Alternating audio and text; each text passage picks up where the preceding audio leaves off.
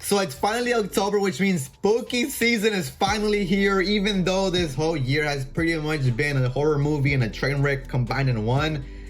But hey, at least it's October.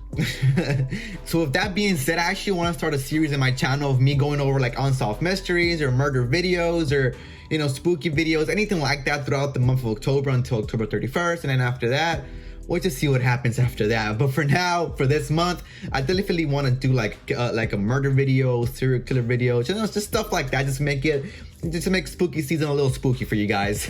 But with the first case being today, October 2nd, a little late, but it's all fine. The first case I'm gonna cover is actually the viral TikTok case of Jessica Lewis and Austin Wenner. Now, I'm pretty sure, like I said, this is a viral case that went viral on TikTok just because it originated basically from TikTok. If you guys don't know what I'm talking about, let me explain. So on June 19th, a user by the name of Henry, I don't know how to say it, but it's UGH Henry. Him and his friends made a video of them randonauting. Now, if you guys don't know what randonauting is, it's basically like an app that sends you to a certain location in order for like a manifestation to happen. Now, if you guys don't know what a manifestation is, it's basically if you think about something, you really believe in something hard enough that it'll come true because those two energies will meet and it'll come true basically. So what this app does is you think about what you want to experience or what you want to find, you put it in the app, and then the app sends you like a certain location in which you're gonna find certain things. Now, back in June, this was a very big trend on TikTok. So the thing was, people were randonauting, they were going to these places and then were, like, you know, TikToking or filming whatever they found, whatever they experienced, and uploading it to TikTok. So that's what Henry and his friends decided to do a randonauting TikTok. But unfortunately, this particular one it took the cake because they chewed off a lot more and they could eat basically. But let's just get right into this case. So Henry and his friends are actually from Seattle, so the app actually took them to the 11th block of Alki Avenue. It's right by Elliott Bay, so it's a really like popular tourist spot just because it's right next to like the main beach access area. So them being the first people to actually find this suitcase washed up there, it's kind of weird, but yeah, that's exactly what happened. So they went to this location. It took them to like right where the coastal area is, which is right where the beach meets the kind of like the land, but it's not like sand, it's a bunch of rocks, and it's usually like a little pier type thing that you can walk in, but it's a bunch of rocks. I'll put a picture up here somewhere. It's just a bunch of rocks, and within on top of those rocks, they found a suitcase. So naturally, you know, in their mind, this is randonauting working. This is exactly what's supposed to happen. You're supposed to find something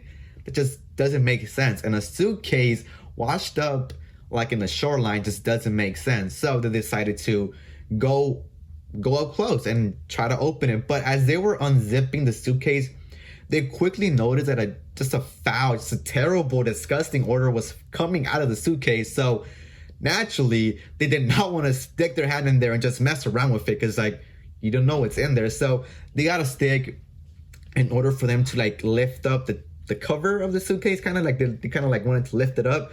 So when they lifted it up, they actually found like a bunch of clumps scattered throughout the suitcase that just smelled. Oh, that kind of hurt. Anyway. Oh, what the fuck is going on? Spooky season, man, huh? I'm telling you. But anyways, yeah. So they found these little clumps. It kind of like trash bags. These clumps were wrapped around with trash bags, and they were just like scattered. So it wasn't just a big lump of thing. It was just individual things scattered around the suitcase. So, and this is exactly where the smell was coming from. Now, right off the bat, like when I went to, because I actually saw this TikTok when it was up. So I saw this TikTok just on my For You page just by accident on June. So I went to the comments, and right off the bat, everybody was saying like how this is a dead body, how this is just creepy, that you should call the cops. And it was just like a weird experience. And the whole video just, it had a weird feeling, it had a weird vibe to it, because like when they opened it, obviously they freaked out, and you can just hear it in their voice that they were just scared, like they were just naturally scared.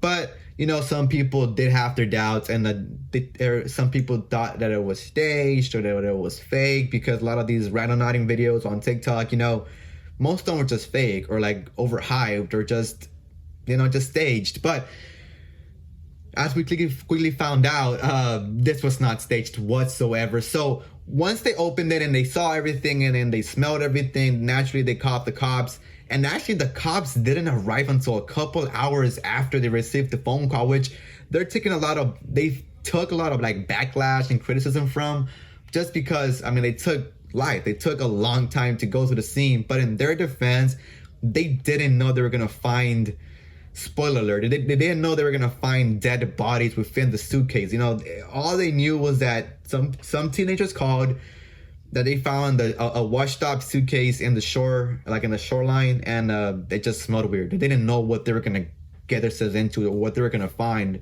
But like I mentioned before, you know, the cops quickly found out that unfortunately within this suitcase, all the little clumps were pieces of dead body. Like those little clumps were like pieces of chopped up dead bodies. So that's right off the bat. Naturally, I mean, they're gonna question the teenagers, which is Henry and his friends.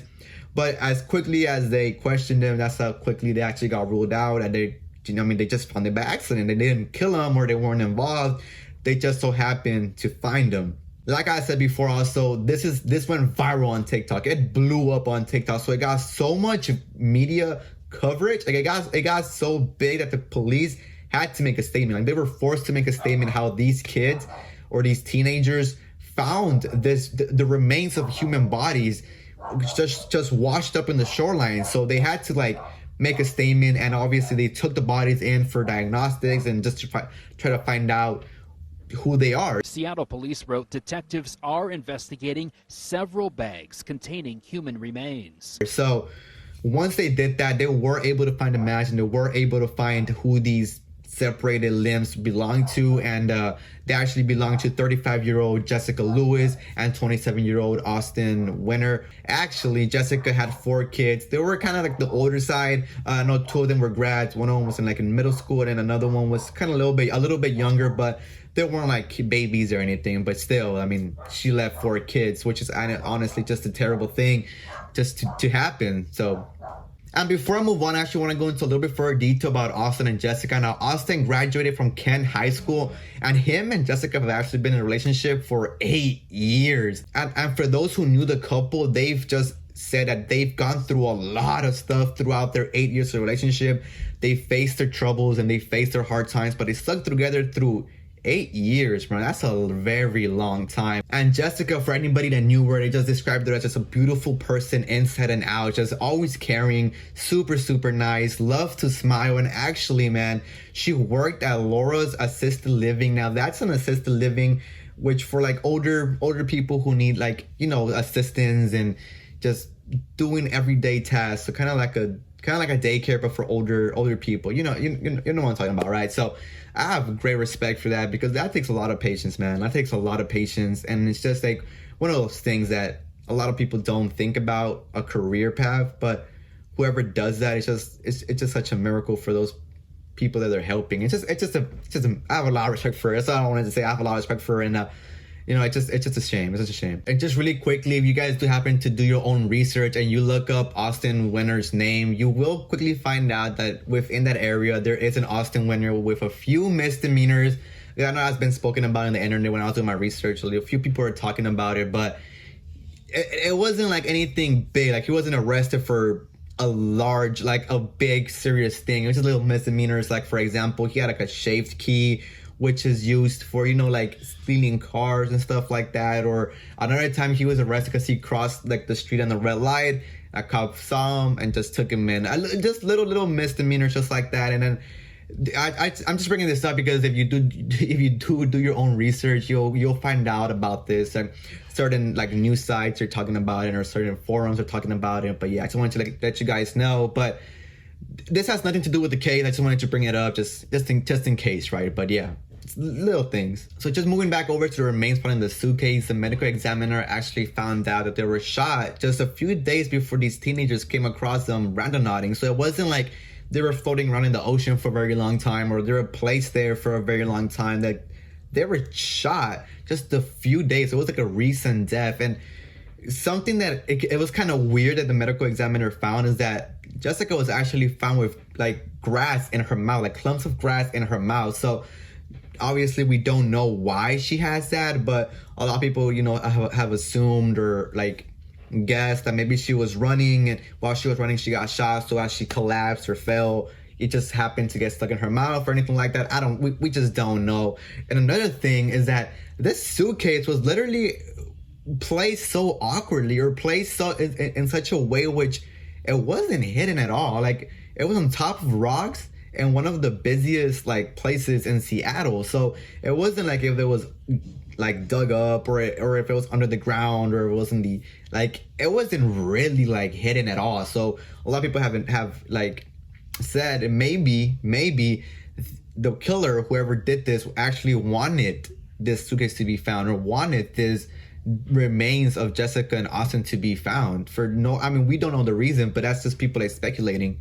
So when the family actually found out about the terrible things that had happened to their loved ones, they set up a GoFundMe, just because, if you guys remember, Jessica left not one, not two, but 4 children behind. And it's just terrible. But if you guys want to go ahead and donate, or want to go ahead and read up on it or anything like that, the GoFundMe link's going to be down in the description below.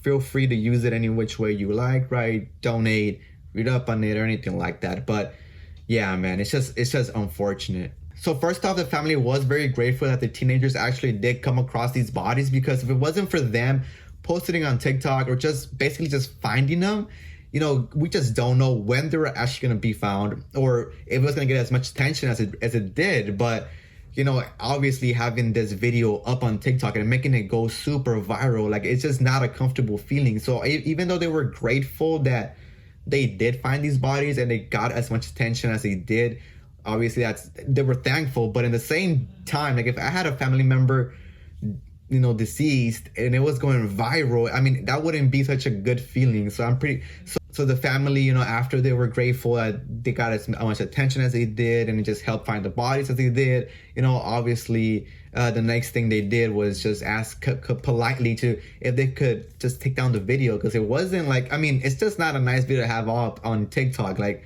in general. I would have thought by then they would know better to put it down, that these bodies that were found in these bags, in these suitcases, that smell awful, that they had faces now that they could see, and they were people. And I would just had thought they would have known too that they were people, and they would have taken it down out of respect for that. You know, these people have families, these people have children. Jesse and Austin are going to be laid to rest soon.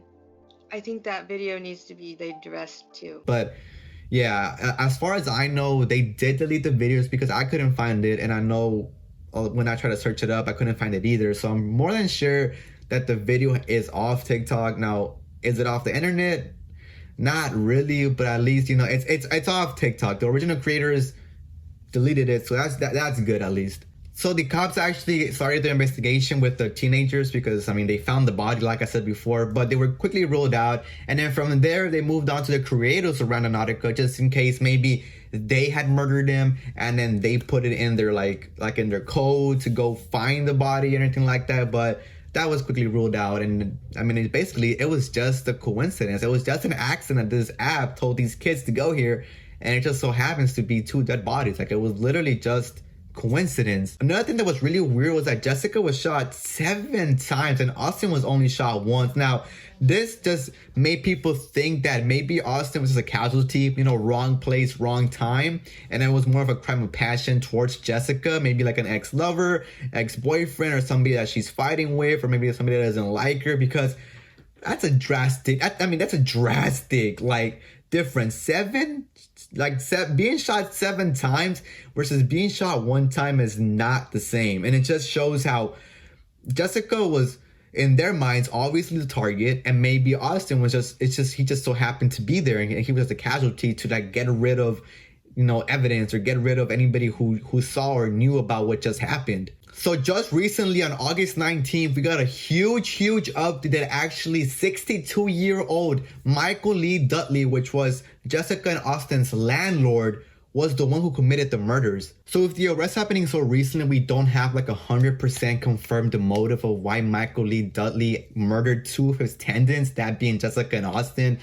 Jessica and Austin were renting one of Michael's, obviously he's his landlord, so they were renting one of his houses for $1,500 a month.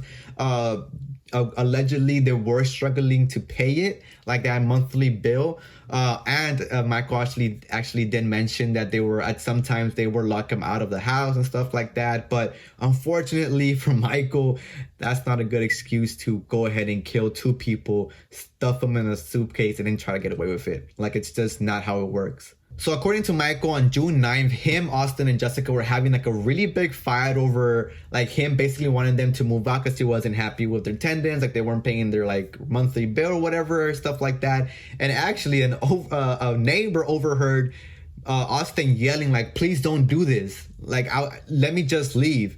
And I just find it weird because how do you hear that and then you don't hear gunshots? Because as cops went to investigate the house, they found bloodstains, they found bullet casings and stuff like that. So now we know that the murder happened in the house. Like, I know maybe he had like a silencer or like a pillow, I don't know, but I just find it really weird that you can hear somebody yelling but you can't hear a gunshot, because I've heard gunshots before and they're not the quietest things. Like, they're pretty freaking loud, and I don't know. And also, as mentioned before, Jessica like had these lumps of grass in her mouth. And now that we know that the murder happened inside the house, we still don't know why they're in her mouth. Maybe when he was dragging them out of the house to dispose of the bodies and stuff like that. But we just 100% don't know why she has like grass in her mouth and stuff like that. So yeah. So ever since this happened, Michael's past has been brought up, and surprise, surprise, he's not the greatest person on earth or anything like that. So a person named Marlise Gordon actually has came out as an ex like girlfriend and stuff like that.